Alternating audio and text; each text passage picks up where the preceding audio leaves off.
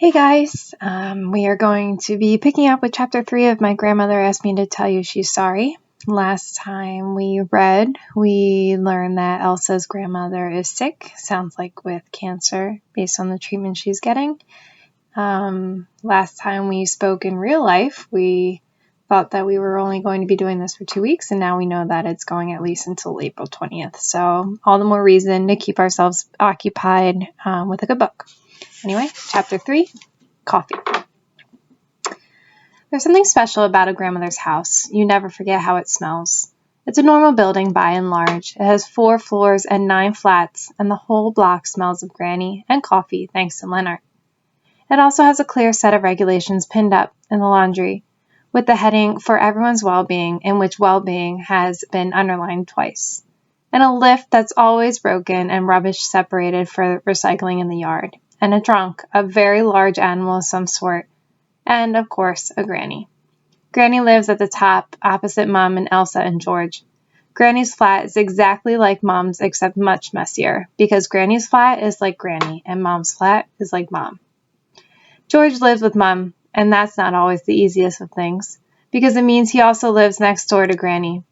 He has a beard and a very small hat, and is obsessed with jogging, during which he insists on wearing his shorts over the top of his tracksuit. He cooks in English, and so when he's reading the recipes, he says pork instead of flask. Granny never calls him George, just loser, which infuriates Mom. But Elsa knows why Granny's doing it. She just wants Elsa to know she's on Elsa's side, no matter what.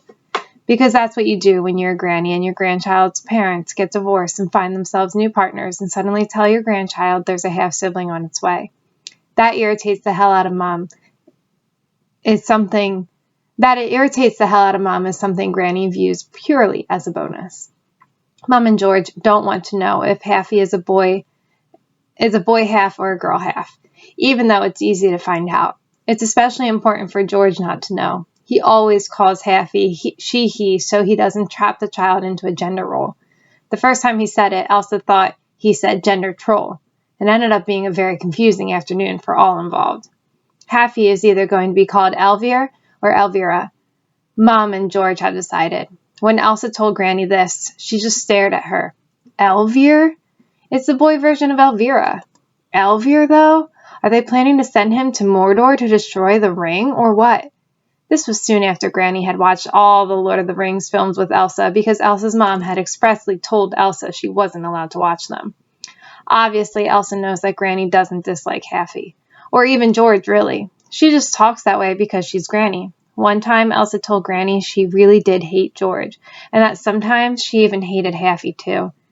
It's very difficult not to love someone who can hear you say something as horrible as that and still be on your side.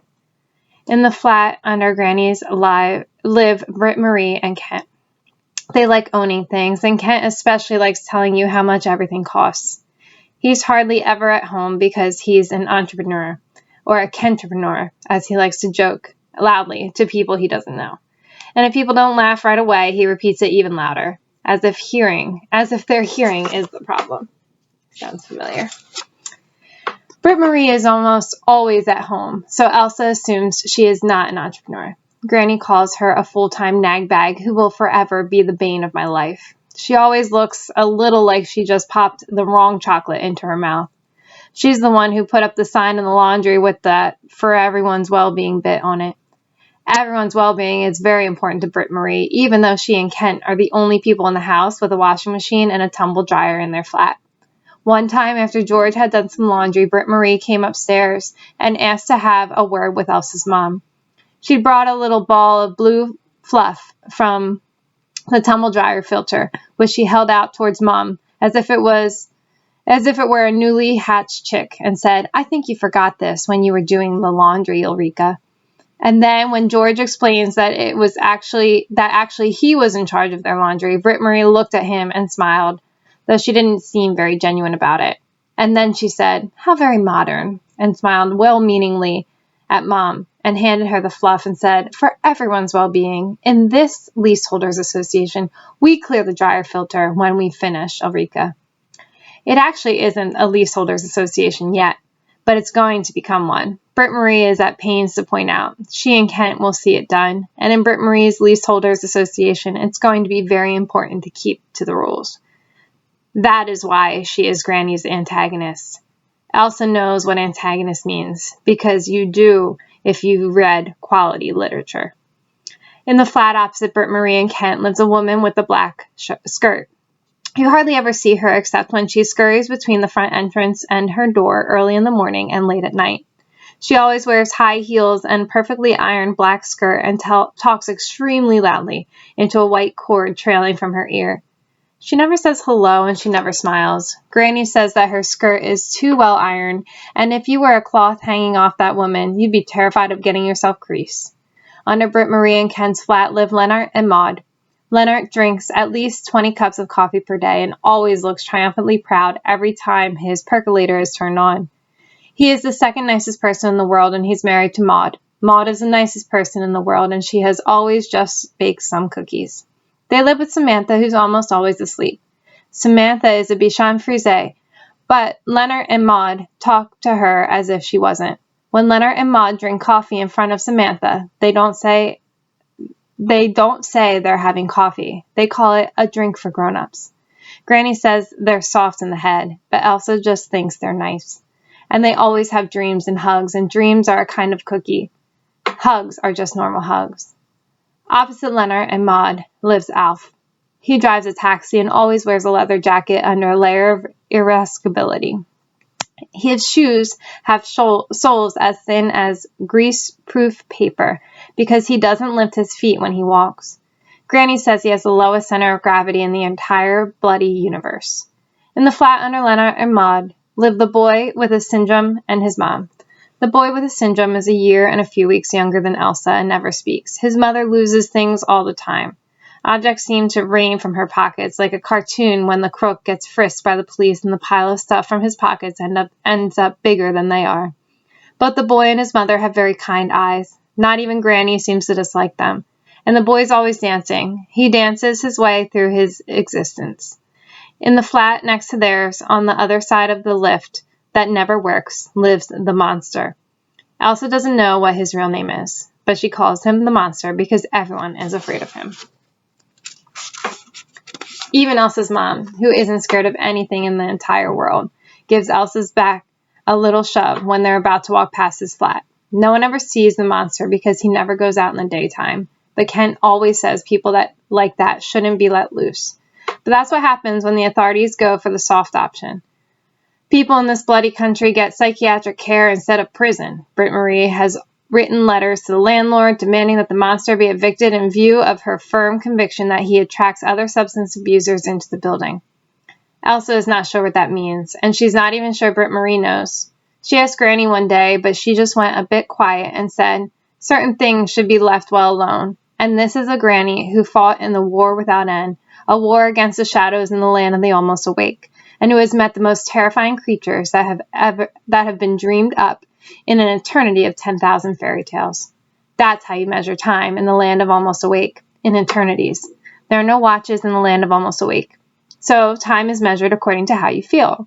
If it feels like an eternity, you say, this is a lesser eternity. And if it feels sort of like 24 eternities, you say, an utter eternity. And the only thing that feels longer than an utter eternity is the eternity of a fairy tale, because a fairy tale is an eternity of utter eternities. And the very longest kind of eternity in existence is the eternity of 10,000 fairy tales. That's the biggest number in the land of almost awake. Anyway, to get back to the point, at the bottom of the house where all these people live, there's a meeting room where residents' meetings are held once every month. This is a bit more than in most buildings, but the flats are rented, and Britt Marie and Kent really want everyone living there by a democratic process to make a request to the landlord to sell them the building so they can become flat owners.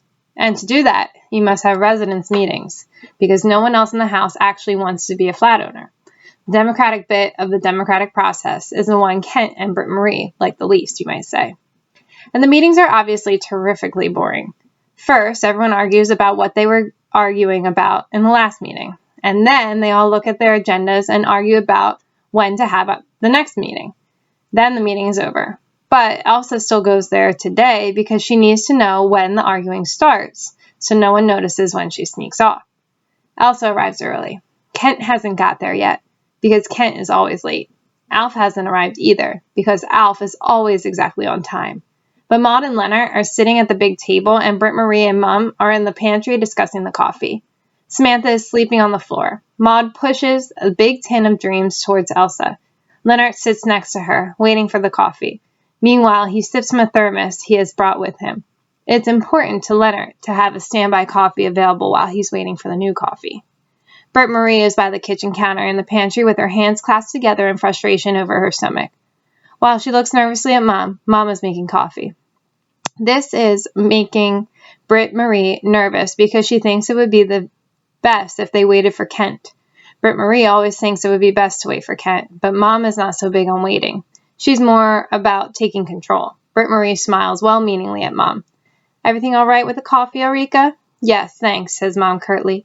Maybe we should wait for Kent after all. Oh, I think we can manage to make some coffee without Kent, Mom answers pleasantly. Again, Britt Marie clasps her hands together over her stomach, smiles. Well, of course, please yourself, Ulrika, you always do. Mom looks as if she's counting to some 3-digit number and continues measuring the scoops of coffee. It's only coffee, Britt Marie. Britt Marie nods her understanding of the situation and brushes some invisible dust off her skirt. There's always a bit of invisible dust on Britt Marie's skirt, which only Britt Marie can see and which she absolutely must brush off. Kent always makes very nice coffee. Everyone always thinks Kent makes very nice coffee. Maud sits at the table looking worried because Maud doesn't like conflict. That's why she bakes so many cookies, because it's much more difficult to have a conflict when there are cookies around. Well, it's lovely that you and your little Elsa are here today. We all think it's lovely, says Britt Marie. There's a patient from Mom. A bit more coffee is measured out. A bit more dust is brushed off. I mean, it must be hard for you to find some time for little Elsa. We can appreciate that. What with you being so ambitious about your career. And then Mom spoons the coffee a little as if she's having fantasies of flinging it in Britt Marie's face, but in a controlled way. Britt Marie goes to the window and moves a plant and says, as if thinking aloud, and your partner's so good, isn't he, staying at home to take care of the household? That's what you call it, isn't it? Partner? It's very modern, I understand. And then she smiles again, well-meaning, brushes a little more and adds, not that there's anything wrong with that, of course, nothing at all. Alf comes in a very bad mood, wearing his creaking leather jacket with a taxi logo on its chest. He has an evening newspaper in his hand, checks his watch. It's 7 o'clock sharp. But he says 7 on the note. He grunts across the room at no one in particular. Kent is a little late, says Britt Marie, and smiles and clasps her hands together over her stomach again. He has an important meeting with Germany, she goes on, as if Kent is meeting the entire population of Germany. 15 minutes later, Kent comes storming into the room, his jacket flapping like a mantle around him and yelling, Ja Claus, ja! We will discuss it at the meeting in Frankfurt, into his telephone. Alf looks up from his evening newspaper and taps his wristwatch and mutters, Hope we didn't cause you any inconvenience by being here on time. Kent ignores him and instead clasps his hands excitedly towards Leonard and Maud and says with a grin, Shall we kick things off then? Eh? It's not like we're getting any babies made here, are we? And then he turns quickly to Mom and points at her belly and laughs. At least, no more than we've already got. And when Mom doesn't immediately laugh, Kent points at her belly again and repeats, At least no more than we already got, in a louder voice, as if his levels weren't quite right the first time. Maud brings in cookies. Mom serves coffee. Kent takes a gulp, pauses, and announces that it's rather strong. Alf sweeps down the whole cup in one go and mutters, Just right. Britt Marie takes a tiny, tiny mouthful and rests the cup on the palm of her hand before offering her verdict. I do think it's a little strong, personally. Then she throws a furtive glance at Mom and adds, And you're drinking coffee, Ulrika, even though you're pregnant. And before Mom has time to answer, Britt Marie immediately excuses herself. Not that there's anything wrong with that, obviously not. And then Kent declares the meeting open, and then everyone argues for 2 hours about what they argued about in the last meeting, which is when Elsa sneaks out without anyone noticing. She tiptoes up the stairs to the mezzanine floor. She peers out the door to the monster's flat, but calms herself with the thought that there's still daylight outside. The monster never goes outside when there's still light. Then she looks at the door of the flat next to the monsters, the one without a name on the mail slot. That is where our friend lives. Elsa stands a few feet from it, holding her breath because she's afraid it will smash the door and come charging out of the splintered remains and try to close its jaws around her throat if it hears her coming too close. Only Granny calls it our friend. Everyone else says the hound, especially Britt Marie. Elsa doesn't know how much fight there is in it, but either way, she's never seen such a big dog in her life. When you hear it barking from behind the door, it's like being whacked in the stomach by a medicine ball. But she has only seen it once, in Granny's flat, a few days before Granny got taken ill. She couldn't have imagined feeling more afraid, even if facing a shadow eye to eye in the land of the almost awake. It was a Saturday, and Granny and Elsa were going to an exhibition about dinosaurs. That was the morning Mum put the Gryffindor scarf in the wash without asking and made Elsa take another scarf, a vomit green one. Mom knows Elsa hates green. She really lacks empathy sometimes, that woman. Our friend had been lying on Granny's bed, like a sphinx outside a pyramid. Elsa stood transfixed in the hall, staring at that gigantic black head and the terrifying depthless eyes. Granny had come out of the kitchen and was putting on her coat as if it were the most natural thing in the whole universe to have the biggest thing ever lying on her bed. "What is that thing?" Elsa had whispered. Granny carried on, rolling her cigarette, and replied indifferently, "That's our friend. It won't hurt you if you don't hurt it." Easy for her to say, Elsa thought. How is she supposed to know what would provoke one of those? Once, one of the girls at school had hit her because she had an ugly scarf. That was apparently all Elsa had done to her, and she got hit for it. And so Elsa stood there, her usual scarf in the wash, and in its place an ugly scarf chosen by her mother, worrying that vomit green might provoke the beast. In the end, Elsa had explained that it was her mom's scarf, not hers, and that her mom had terrible taste, before backing away towards the door. Our friend just stared at her, or at least that's what Elsa thought, as if she was right in thinking those were its eyes. And then it also bared its teeth. Elsa was almost sure of it. But Granny just muttered something about kids, you know, and rolled her eyes at our friend. Then she went to find the keys to Renault, and then she and Elsa went to the dinosaur exhibition. Granny left the front door wide open. Elsa remembers, and when they sat in Renault and Elsa asked what our friend was doing at Granny's flat, Granny just answered, visiting. When Elsa asked why it was always barking behind its door, Granny answered cheerily, barking? Ah, it only does that when Britt Marie goes past. And when Elsa asked why, Granny grinned from ear to ear and answered, because that's what he likes doing. And then Elsa had asked who our friend lived with. And then Granny said, not everyone needs to live with someone, good God. For instance, I don't live with anybody. And even though Elsa insisted that this might have some connection with the fact that Granny was not a dog, Granny never explained anything else about it. And now, here Elsa stands, on the landing, peeling off wrappers from the Dame chocolate. She throws in the first one so quickly that the flap slams when she lets go of it. She holds her breath and feels her heart thumping in her whole head. But then she remembers Granny saying that this needs to be done quickly, so Britt Marie doesn't get suspicious during the residents' meeting downstairs.